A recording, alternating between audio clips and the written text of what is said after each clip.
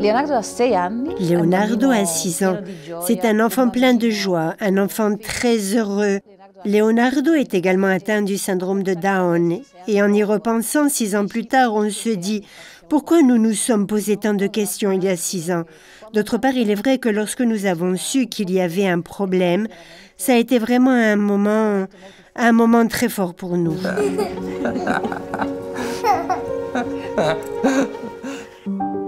Nous sommes Valerio et Elisabeth.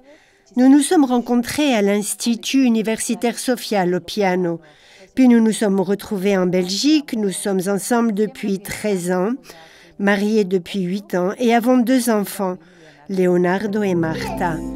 Leonardo est très heureux de jouer avec les petites voitures. Il aime beaucoup dessiner. Il a rejoint depuis peu les scouts.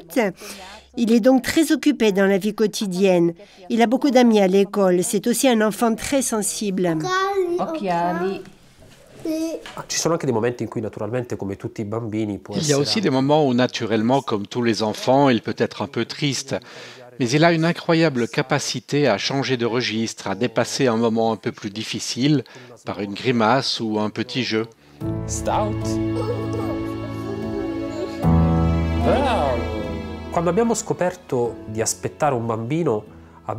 Lorsque nous avons découvert que nous attendions un enfant, évidemment, comme tous les parents, nous avons éprouvé une très grande joie, une grande émotion.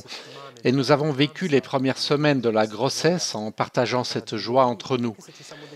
Même si nous nous sommes dit tout de suite que nous ne voulions pas avoir trop d'attentes, nous voulions être des parents cool, nous ne voulions pas que ce bébé soit un projet.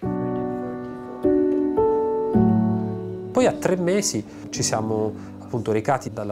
puis, après 3 mois, nous sommes allés chez la gynécologue pour un contrôle, pour une échographie prévue dans le parcours de la grossesse.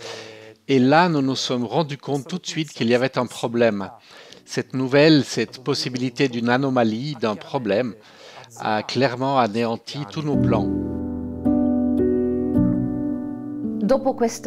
Après cette visite médicale qui s'est déroulée un peu différemment de ce à quoi nous nous attendions, je me souviens que je marchais, mais en fait, je ne sentais plus le sol sous mes pieds. C'était comme si je sombrais littéralement. Ça a été le début de quelques semaines très agitées, avec beaucoup de questions. Les questions que nous nous posions naissaient aussi du fait que nous étions confrontés au contexte dans lequel nous vivons. Car nous habitons en Belgique où 95% des grossesses comme la nôtre sont interrompues. Et donc nous ressentions un peu le poids d'une certaine pression sociale autour de nous et sur nous.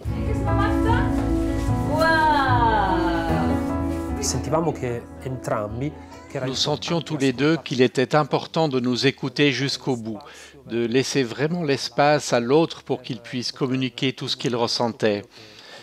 Même les questions les plus inconfortables, les questions les plus difficiles. Au cours de ces semaines, j'ai senti, je peux le dire aujourd'hui, que nous vivions vraiment notre mariage. Je me souviens d'un moment clé. Ça a été un jour où je suis allé directement à l'église et une fois arrivé là, j'ai dit à Jésus, « Écoute, je ne te demande pas la santé pour cet enfant. » Je lui ai demandé la force de pouvoir lui dire oui, de pouvoir accepter la situation qui se présenterait et que nous aurions à vivre. Cela n'a pas été un coup de baguette magique, mais ce saut un peu dans le vide que j'ai fait à ce moment-là, avec la foi, m'a donné une paix dont j'ai senti qu'elle nous enveloppait, nous aussi, en tant que couple.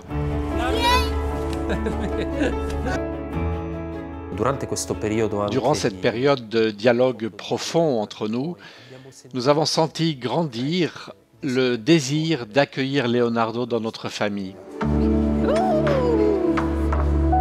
Une fois que le choix était clair pour nous, nous avons également eu envie de nous préoccuper, comme les autres parents, du type de poussette, du lit d'enfant à acheter. Et nous avons décidé d'écrire une lettre à nos amis et à notre famille pour leur expliquer, disons, le parcours, les difficultés, mais aussi ce choix que nous avions fait, car tôt ou tard, nous devions aussi en parler. De mots. Worm.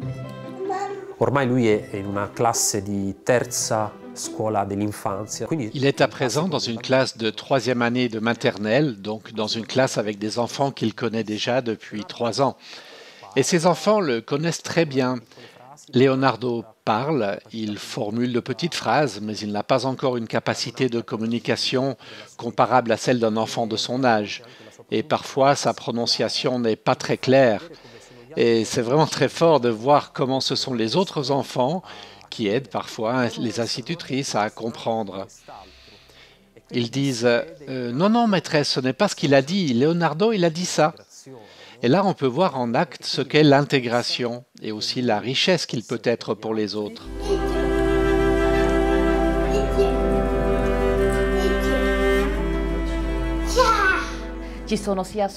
Nous devrions avoir tant à l'école qu'avec les thérapeutes qui le suivent plus d'entretien.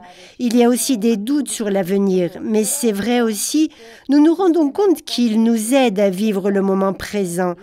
Dans ce sens, aujourd'hui c'est comme ça et aujourd'hui ça va bien. Pour demain nous verrons.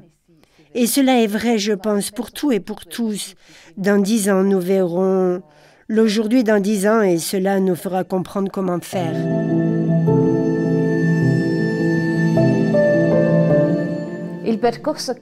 Le parcours que nous avons vécu, selon moi, nous a donné un autre regard sur ceux qui vivent la même chose ou qui sont confrontés à des questions similaires ou différentes, y compris des questions éthiques. Et cela nous a aussi permis de mieux comprendre les autres, sachant comment ça peut être difficile et sombre à certains moments. Portant un regard en arrière sur ces 6 années passées avec Leonardo, je pense qu'un seul mot résume tout. Merci à lui. Il y a beaucoup de sagesse dans la simplicité, dans les choses qui sont évidentes pour lui, et cela nous aide beaucoup. Je pense que c'est vraiment un grand don pour nous, pour Martha et pour ceux qui nous rencontrent.